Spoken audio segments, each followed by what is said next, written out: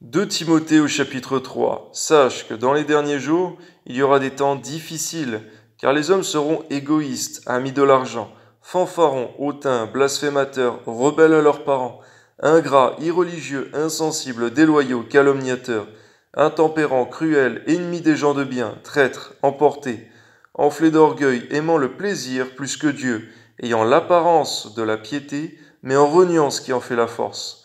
Éloigne-toi de ces hommes-là.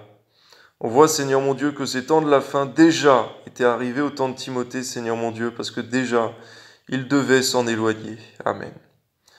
Il y en est parmi eux qui s'introduisent dans les maisons et qui captivent des femmes d'un esprit faible et borné, chargées de péché, agitées par des passions de toute espèce, apprenant toujours et ne pouvant jamais arriver à la connaissance de la vérité.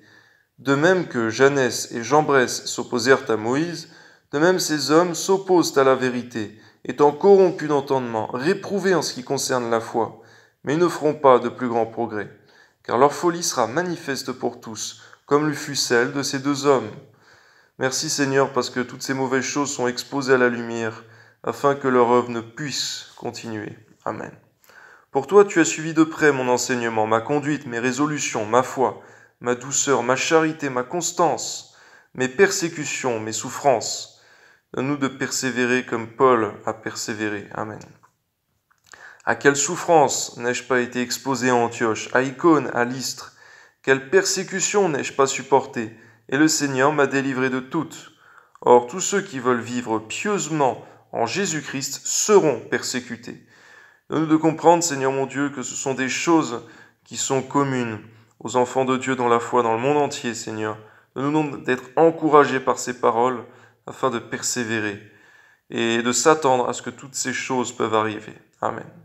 Mais les hommes méchants et imposteurs avanceront toujours plus dans le mal, égarant les autres et égarés eux-mêmes. Toi, demeure dans les choses que tu as apprises et reconnues certaines, sachant que tu les as apprises dès ton enfance. Tu connais les saintes écritures qui peuvent te rendre sage, à salut, par la foi en Jésus-Christ.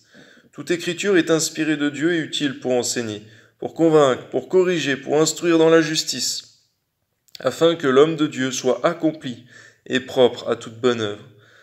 Merci pour les écritures que tu nous as laissées, Seigneur mon Dieu, pour toutes ces bonnes choses, Seigneur mon Dieu, et déjà pour nous-mêmes. Toi soit la gloire, Père, au nom de Jésus. Amen.